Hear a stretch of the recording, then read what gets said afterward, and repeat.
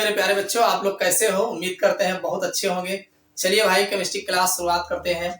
ये हिंदी मीडियम की chemistry class है। हमारा जो लेसन है वो है एटॉमिक स्ट्रक्चर, परमाणु संरचना। ये हमारा लेसन है, इसके बारे में हम बात कर रहे हैं। तो एटॉमिक स्ट्रक्चर में, परमाणु संरचना में आज हम बहुत ही मोस्ट इंपॉर्टेंट टॉपिक लेके आए हैं।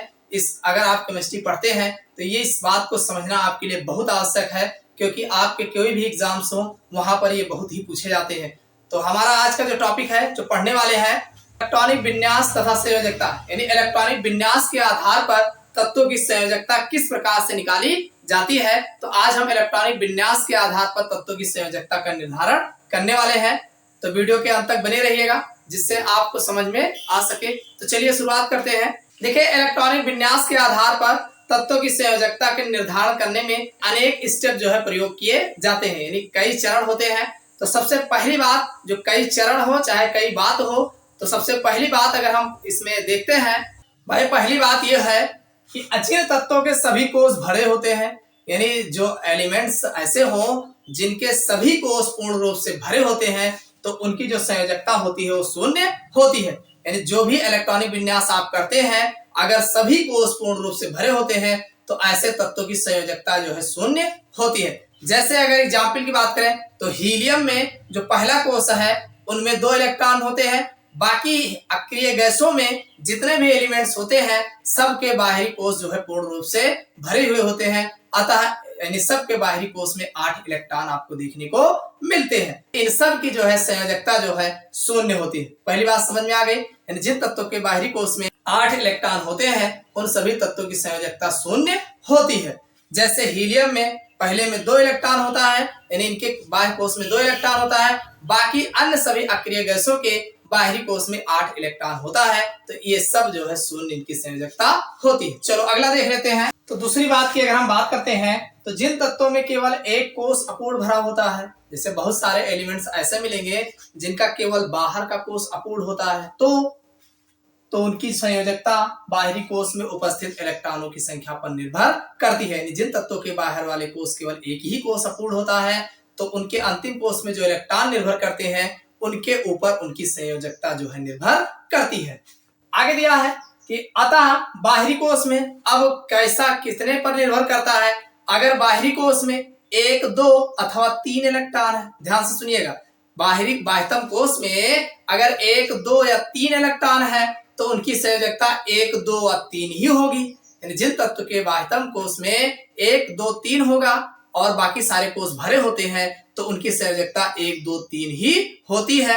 अब मान लीजिए अगर 4 है तो आगे दिया है जिनमें 4 से 7 इलेक्ट्रॉन होते हैं तो इनकी संयोजकता 8 - n के बराबर होती है। यानी अगर मान लीजिए 4 है तो 8 में से हम 4 घटा देंगे, तब जो बचेगा वो होगा। या मान लीजिए 5 है, तब भी 8 में से घटा देंगे।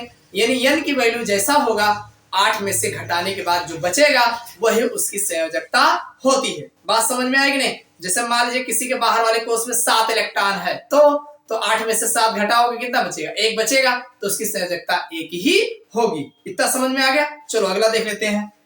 जिन तत्वों के बाहर के 2 कोष अपूर्ण भरे होते हैं, जैसे अभी तक हमने कहा 1 कोष अपूर्ण भरा है तो जो इलेक्ट्रॉन होंगे उन पर डिपेंड करेगा। लेकिन अब कह रहे हैं 2 कोष अगर मान लीजिए अपूर्ण भरा है तो क्या होगा? तो उनकी संयोजकता बाहरी कोष और उसके पिछले कोष में उपस्थित इलेक्ट्रॉनों की संख्या पर निर्भर करती है। यानी बाहर वाला कोष और उसके पिछले वाले कोष दोनों में जो इलेक्ट्रॉन उपस्थित होते हैं उनकी संख्या पर निर्भर करते हैं। तो हम कोई एग्जाम्पल देख करके इसको समझाते हैं। जैसे पहले टॉपिक पर अगर हम बात करें भाई, पहला पॉइंट हमने कहा कि जिन तत्वों के सभी कोष भरे होते हैं उनकी संयोजकता शून्य होती है। जैसे सपोज करिए हमारे पास नियान है, नियान का 10 होता है, ये 2 और 8। भाई इसका इलेक्ट्रॉनिक कॉन्फ़िगरेशन करोगे 2 और 8 आएगा।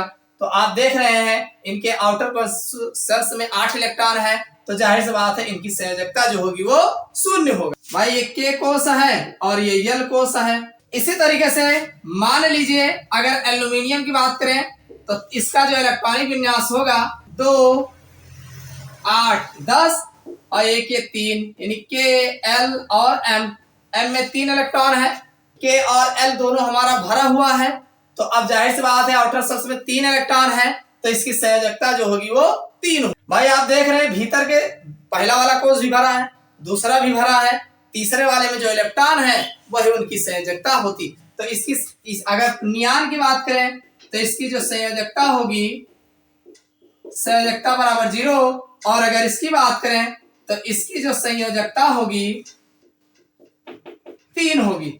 समझ में आ गई बात। अगर हम ऑक्सीजन की बात करते हैं तो ऑक्सीजन का 8 होता है, तो ये हो जाएगा 2 6। भाई आउटर शेल्स में 6 इलेक्ट्रॉन है। अब समस्या ये है कि 6 इलेक्ट्रॉन, क्या इसकी संयोजकता 6 होगी? नहीं, हमने आपसे कहा था कि इसकी संयोजकता का जो निर्धारण होता है भाई 3 से ज्यादा है, तो ये हो जाएगा 8 माइनस 6 लिखा है, तो 6 हो जाएगा, मतलब 8 में से 6 गया तो 2 बचेगा, तो इसकी संयोजकता जो है 2 होगी। समझ में आई बात। 8 माइनस n से निकाला जाएगा, यानी 8 में से 6 घटा देंगे तो इसकी संयोजकता निकल के आ जाएगी। तो समझ में आ गया होगा। इस तरीके से तत्वों की संयोजकता का निर्धारण इलेक्ट्रॉनिक विन्यास के आधार पर किया जाता है। तो आशा करते हैं ये वीडियो आपको समझ में आया होगा तो लाइक अवश्य करिएगा। चैनल पर अगर नए हो तो चैनल को सब्सक्राइब कर लीजिएगा। इस क्लास में बस इतना ही, फिर अगले क्लास में नए हेडिंग के साथ मुलाकात करते हैं।